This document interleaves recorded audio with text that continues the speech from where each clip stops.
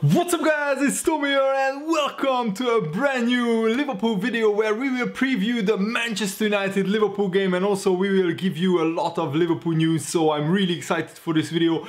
What do you think will be the result in the Man United Liverpool game? This is a monumental opportunity for Liverpool. We can set the Premier League record which is held by Manchester City in getting 18 consecutive wins in the Premier League era.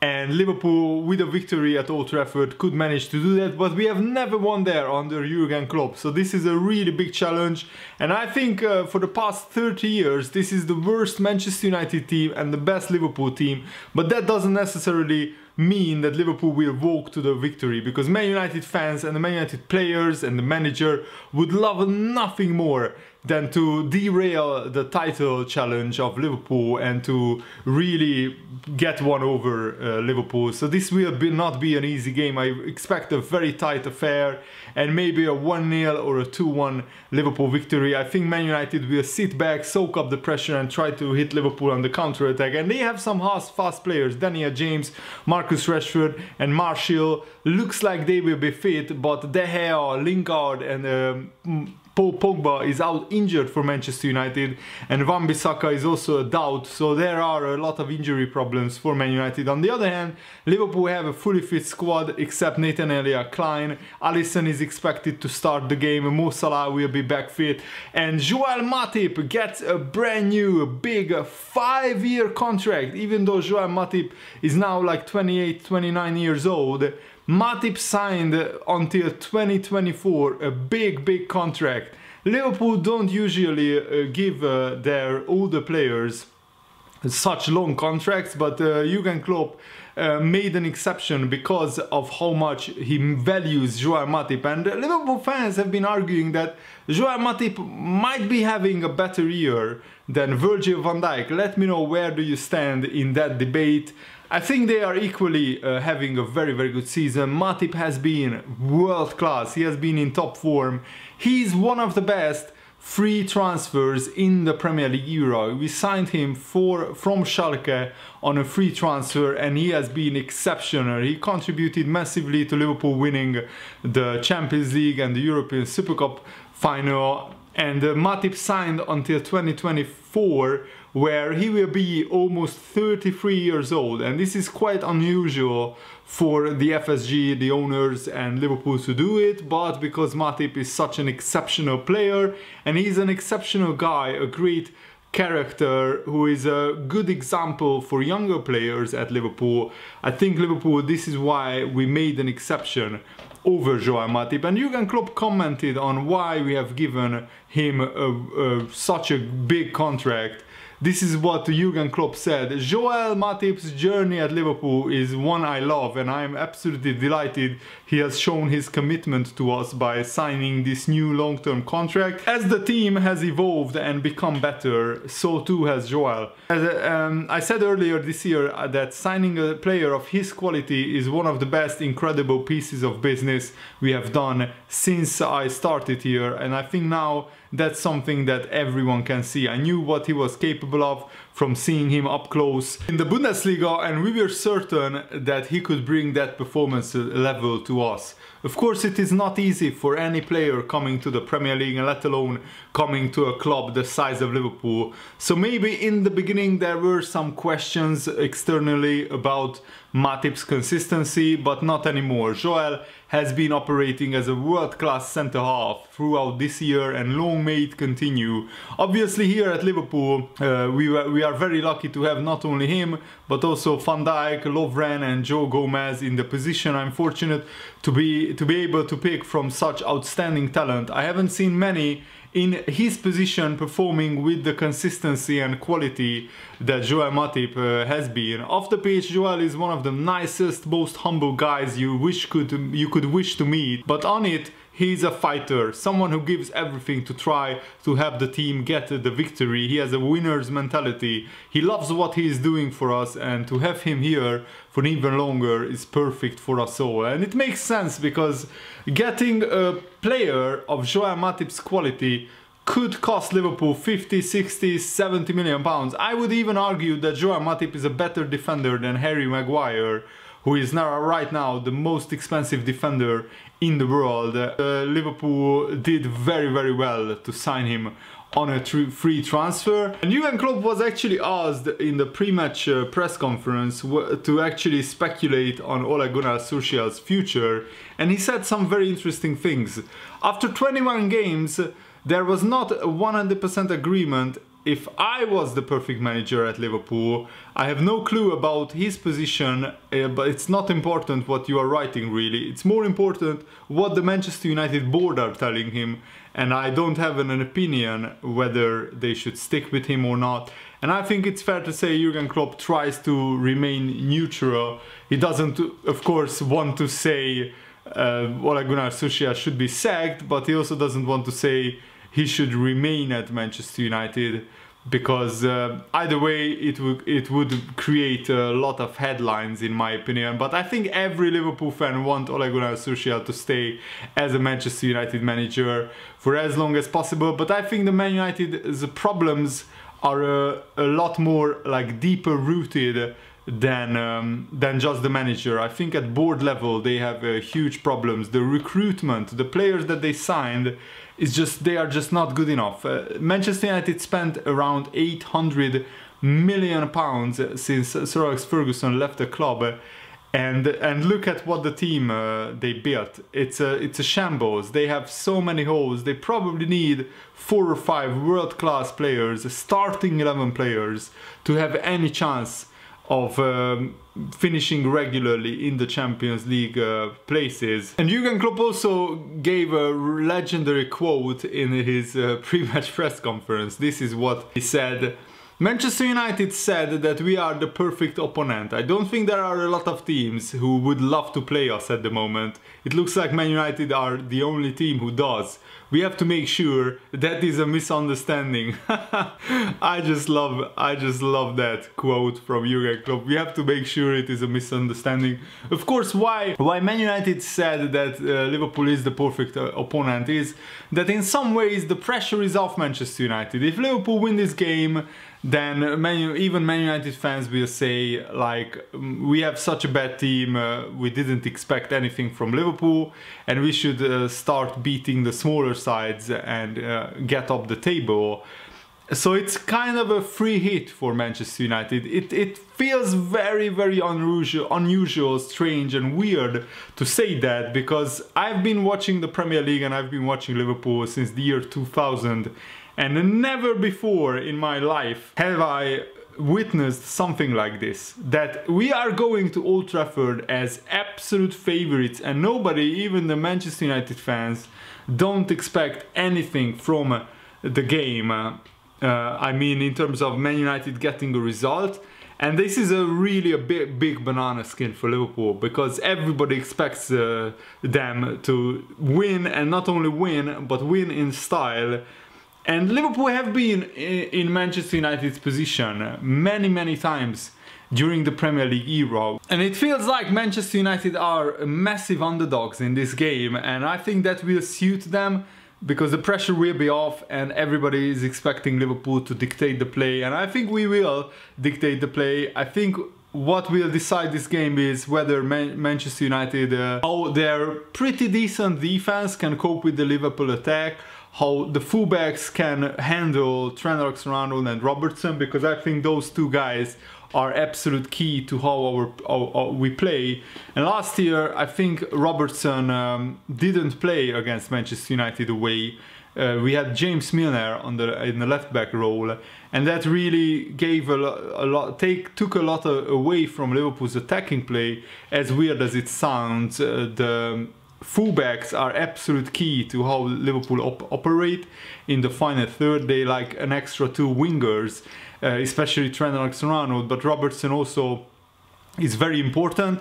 And I think also what will decide the game is whether Liverpool will take their chances, because I don't think we will get like 5-6 clear-cut chances, maybe 3 or 4 maximum. And also it's very key to score the early goal. If Liverpool get the first goal in the first like 20-25 minutes, then Man United need to come out a little bit. That will open the game up for Liverpool, and then Liverpool can really assert their dominance on the game. But if Man United get the first goal, either in the first half or in the second half at 0-0, I think they can sit back, just soak up the pressure and really try to rally the crowd. The Manchester United fans will probably be out for blood in this one. They would love nothing more than to beat Liverpool, or at least get a draw against Liverpool. I think they will play like how they played last year, just park the bus, 2 banks of 4, and trying to nullify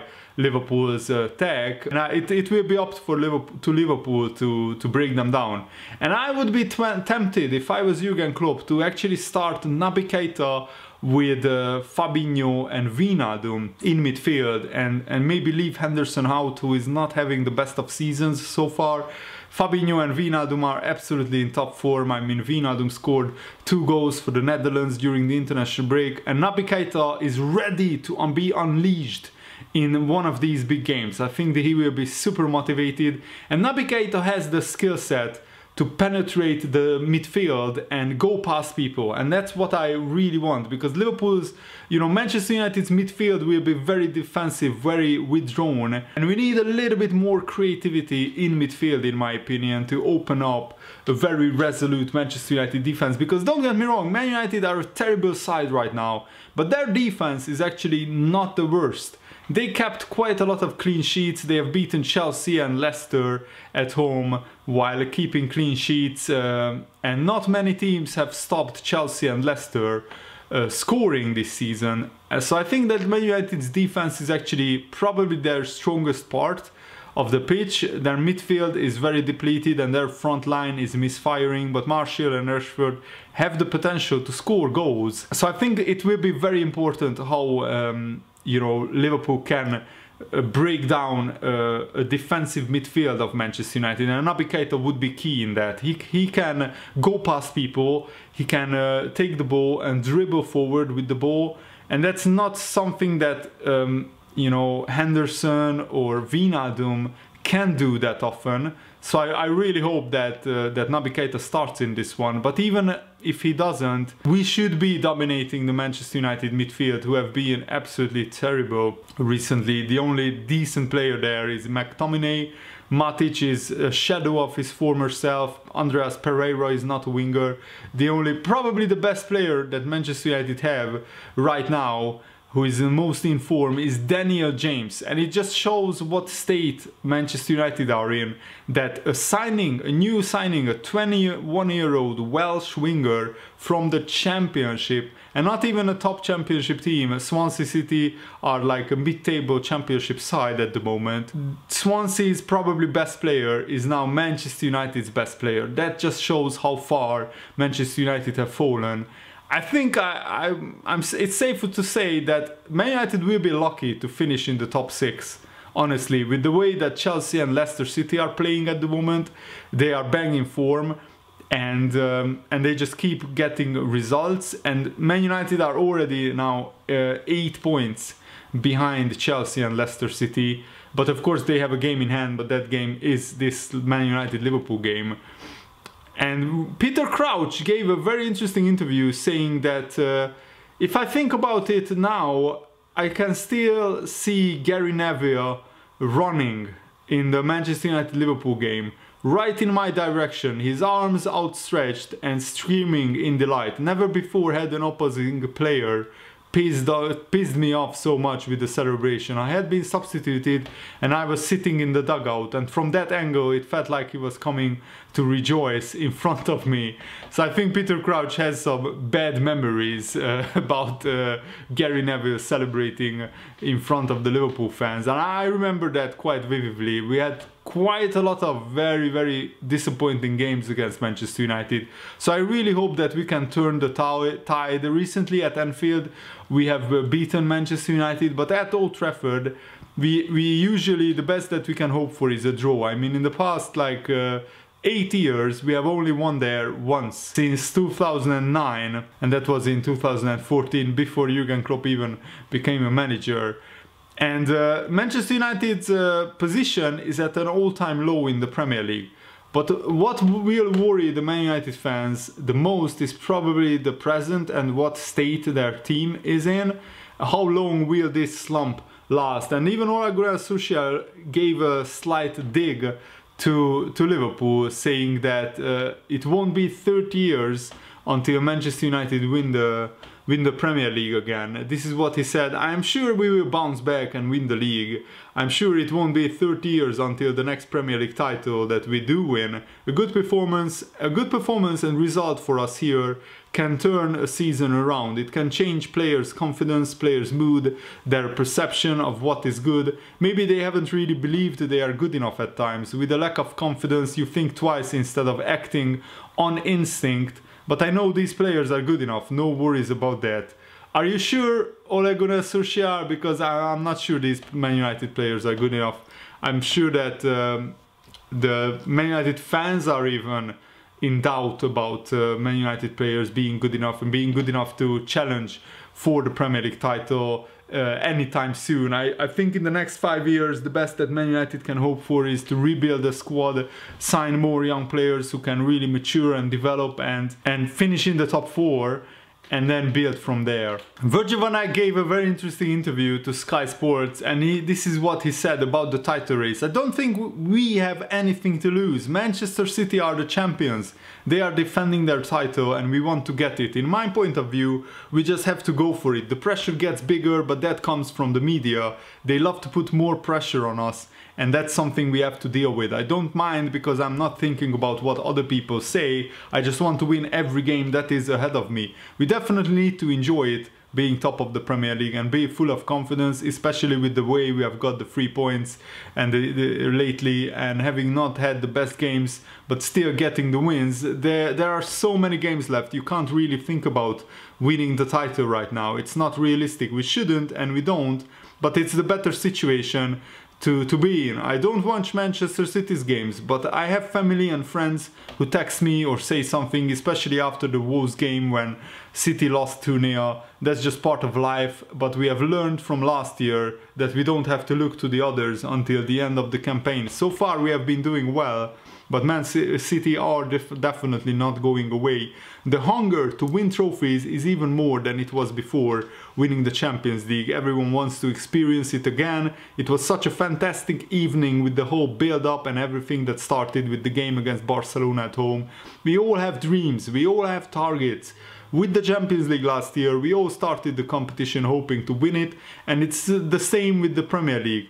Hopefully it will happen this year, but if not, we go again next year. There's definitely room for improvement, managing the games a bit better. Sometimes teams are playing well against us, they want to beat us and they never give up. I'm thinking about Sheffield United when we played away, how tough it was there, and big credit to them. They pushed us all the way right to the very end, created dangerous moments. There were times in the game when we had big chances, but at the moment we tried to grind out those games as well. And I think it's Van Dijk is focused on Liverpool, but he commented on Manchester United's injury problems. For Man United, it's not the ideal situation to lose your first choice goalkeeper De Gea, one of the best in the world, and one of their main midfielders, Pogba. They will be disappointed, but for us, we just want to focus on ourselves. They want to bounce back for all they have done this season, and it's not what they wanted so far, but we want to go out there and extend our points tally and keep winning. Man United are not in the best way, they are not fully confident and they are not in the situation they want to be in, but the good thing about football is you can bounce back in any game. They might think this is the best occasion to bounce back from it, but we know that. We want to go out and fight for every meter on the pitch and try to take the 3 points back to Liverpool. It's massive, but it's more massive for the fans. I think all of the Champions League games are as big as this. The whole atmosphere, the leading up to the actual game is bigger than some other games, but I don't think it's the biggest of the season.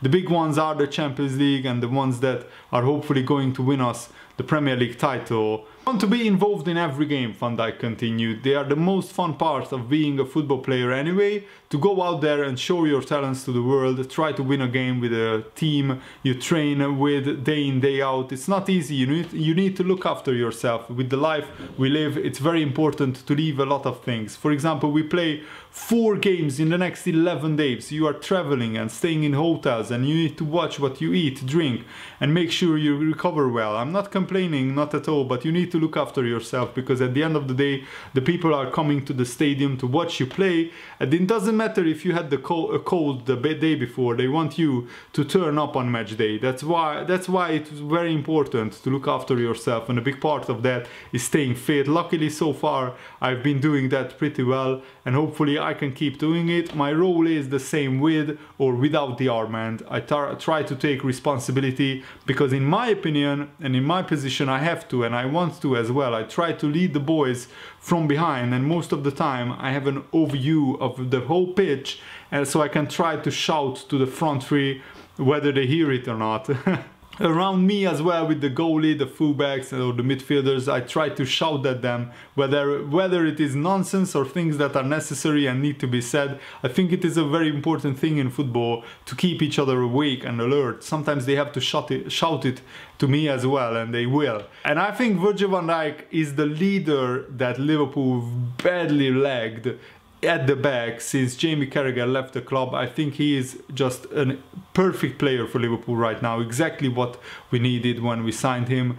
And I think with him we have a much better chance of winning the Premier League title. Come on Liverpool, let's beat Manchester United. I'm really pumped and excited for the game. Thanks for watching, have a nice day, goodbye.